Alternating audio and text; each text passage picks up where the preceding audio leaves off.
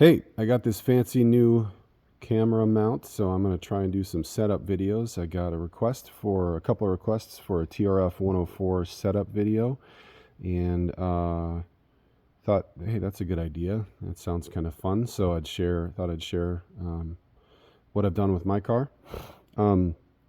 This car, I've got the TRF104, my Prodigy, and my CRC all running pretty similar lap times. This one is a little bit slower. I have the older generation motor in here.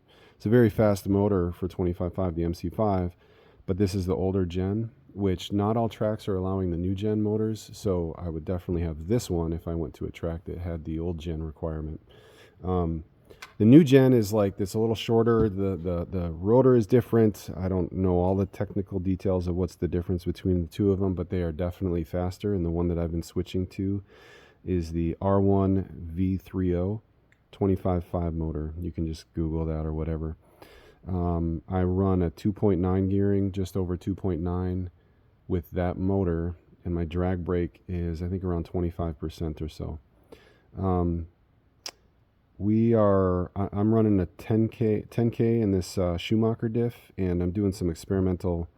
We're trying to make our own spur gears for this differential, and this is just made out of PLA, and I stripped it out obviously, but we've got some carbon fiber in. I'm going to filament, and I'm going to be trying that next. So what else are the key things here? Yeah, 10K in the rear diff.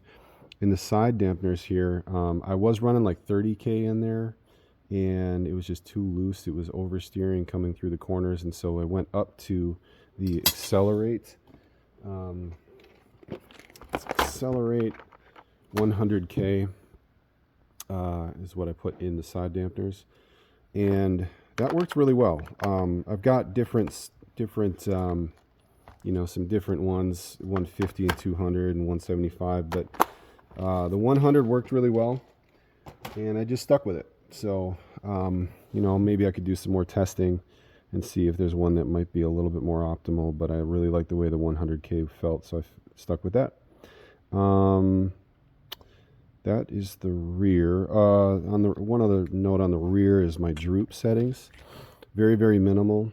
I have, let's see here. First off, my ride height is about 4.8 on the rear, because your pod is kind of underneath there here. And then in the front, to knock that out, it's 4.6. So I like about 0.2 difference between the rear and the front. Just give you a tiny bit of rake. And I learned that from actually that book Jan Rothaisky wrote. And he's right. When you have about a 0.2 difference between the front and the rear, that seems to be the optimal amount. So yeah, about a 1 mil droop in the rear, and almost none in the front. I mean, if there's any, it's extremely minimal, but it's pretty much zero. And that's a big key to helping the car run well on black carpet. We have like medium grip black carpet up here in Wisconsin at Spransey Raceway. My track width in the rear, if you can see that, is about 187, almost 187. In the front is about 188, and that's good. If you can get the front to be just a tiny bit wider than the rear, that helps make it easier to drive. And with F1,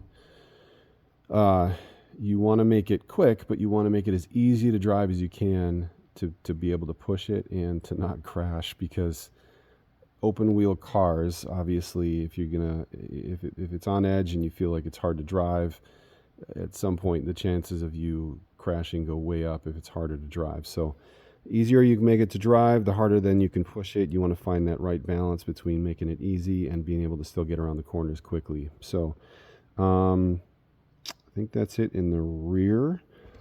On the front, just a little bit of toe out. Maybe it's probably 1.5 or 2, I'm guessing. I actually don't have a gauge to check my toe. I just go by feel. I will get a gauge at some point, probably. I've borrowed Dan's in the past, but And yeah, my track width is 188. And then the other thing I did was I switched. I had my caster pretty aggressive on the more aggressive setting. I don't know what the numbers are. I can't remember. Somebody will probably remember um, and can comment below. But I went from the more aggressive setting to the less aggressive setting. So I think it's like 4 degrees of caster running right now. I made a big difference, and it was actually tilting.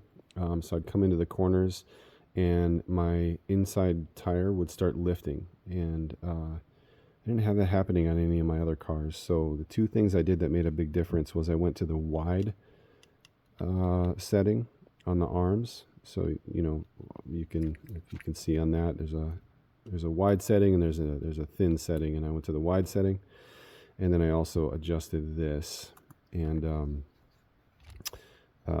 those two things made all the difference for that. Now I can push it around the corners, and I don't feel like it's going to roll or has a chance of rolling going into the sweeper. Yeah. Yeah, the only other thing I'd say is, with this motor, I was getting um, about 2 to 3 tenths slower than my CRC and my Prodigy, but I know if I switch the motor out, that I would get basically the same, pretty close to the same, I should say, as the CRC and the Prodigy. And all three of them are really quick, and that's why I own all three, because I really like all three of them. I've been running the CRC and the Series, and been enjoying that a lot. That's a very consistent car. I'd say the fastest one, like just from a hot lap perspective, is probably the Prodigy. I just think that just rolls through the corner just a little bit quicker. It's very, very fast, but the CRC is just so easy to drive, and it's just so consistent, and that's why I've chosen to go with the CRC. However, now Prodigy just released or Accelerate just released their gear diff that allows you to play with the track width a little bit, and I might run the Prodigy in the last one. I'm not sure. We'll see yet, but I think that's everything. If I missed something, if you guys have any other questions or anything like that, feel free to reach out, and yeah, hopefully this helps you guys. See ya.